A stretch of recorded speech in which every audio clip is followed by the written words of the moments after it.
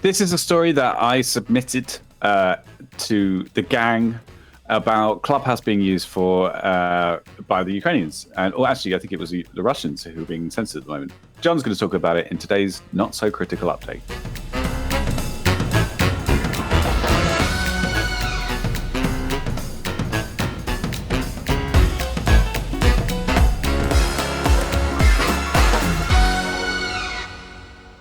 So, funny thing about Clubhouse, I think like a month or so ago, I was trying to remember the name of a social media platform that exploded overnight because they limited who could access it. It was invite only, and they didn't use the buzz that they got from this to open the doors fast enough. So once they opened the doors, people forgot about Clubhouse. It pretty much died before it actually took off. But funny thing about Clubhouse, it's extremely similar to Discord.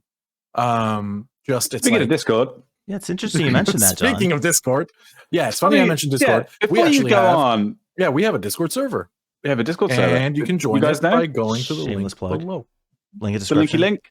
Like the video. While join us right in the description. We haven't even done the video yet. We're already asking for something. Yeah, no, we haven't even talked about it. Just do it. Seriously. Fucking do it. All right. Dad, learn how to Google what Discord is and come join us. All right. Was that the problem with Clubhouse though, John? Like I never got on Clubhouse because I don't have an iPhone and it only worked on iPhone, right? Like that was the thing. So yeah, so that happened. So that happened to me as well. Yeah, just like True Social, which I would totally be on if they had an Android client. So I download Clubhouse. It's okay. Like we're coming for Android. We're coming to Android soon. Then I remembered the Clubhouse existed. I downloaded Clubhouse. They're like, you need an invite. And it's like, okay, I'm fucking done with you. All right. And then it just kind of died. But I guess there's still like a niche user who goes on there. I don't even know what it looks like. Sounds kind of, I don't know. Sounds bad. But a cool thing about Clubhouse is, like Peter said, it seems that it's being used for anti-censorship and communication, which is really dope. That is super. It is very cool. So Roscosmonautor, das Internet, the Niet. Anyway, the internet. Credit to Mark for that. Whatever. The censorship agency in Russia forgot to censor Clubhouse because it was a kind of forgotten technology. So Russians there were able to use it to talk about the war openly. There's a guy who's getting sent to prison for 10 years for anti-war propaganda, and all he was doing was talking about Ukraine.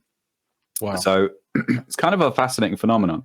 I think what's going to happen is that Russia, the censorship agency, now they'll know about it. Right. But I'm curious to see how many old bits of technology, all the server infrastructures, which are still running out there for some reason, are going to get used, like ICQ, AOL, MSN, MySpace, fucking Friendster, whatever. I think, but there will be things you simply cannot silence. Yeah. There's an old saying that the internet sees censorship as a virus and roots around it. Right. Exactly. This is actually a perfect example of where IPFS would be extremely helpful for civilians in Russia who are trying to circumvent the current censorship that is being thrown at them. Sorry, John, what's IPFS? IPFS, something file system. Remind me, Peter. Is it the I don't know what the IPFS. Does it? Okay. I don't actually know what the acronym stands for. So IPFS is a cool way of hosting data on the web. And the way it works is similar to how torrents, like downloading a torrent, works, where it splits the site or the content up into little bits and throws it disperses it across many, many, many hosts.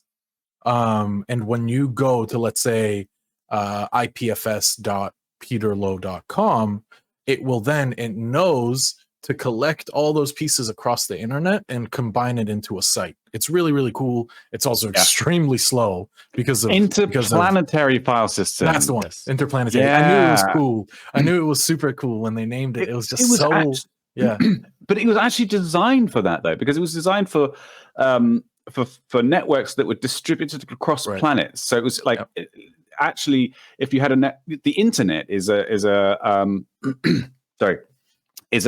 network of networks.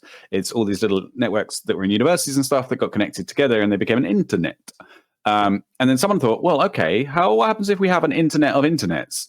Yep. And how's that going to work? So they started designing protocols for it. And the way you described it sounds like a decentralized, connected linkage of file blocks and some kind of a literally blocks of files.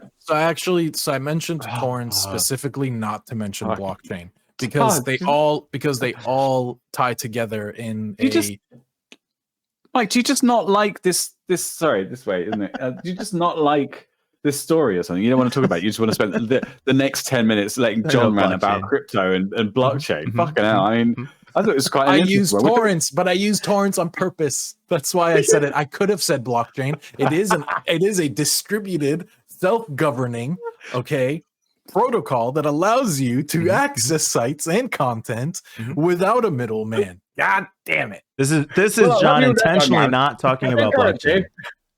It's the currency of tomorrow.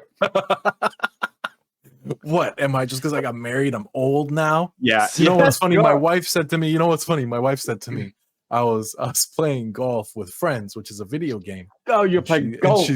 And she's like, she was like, you're playing golf, you're playing chess now. It's like overnight you turn into this old man. You smoke cigars, you play blackjack, you just do old man things now. Yeah. What else we got? Funny. Yeah, I think you and Mike are going to be catching up, behind the scenes. You're just going to keep me out. You got to sit on our lawn chairs on the front porch, complaining about the kids on the lawn. Yeah. Get off my lawn. Yeah, and she's like, you fish now. And the funny thing is, every time there's a boat, when we fish, I've been fishing for years, but every time there's a boat, we're like, we have a line out. We yell at them like old men. Born an old man. I really was. I actually was. My dad fishes, by the way. Yeah, fishing is fun. Yeah. I feel like I'd get along better with your dad than Dan, finish that thought. So anyway, back to Clubhouse. Clubhouse, in the article, they do note, still has 10 million active users worldwide. Oh shit! And creates 700,000 rooms daily. Ooh, so it's not an abandoned listening. Wow! Oh my god. Well, I guess maybe the West has abandoned it. Maybe the West has forgotten. But that's like AOL. The AOL is we all think it's dead, but it's not. It's got tons of millions same of with users. MSN Messenger users. Yeah.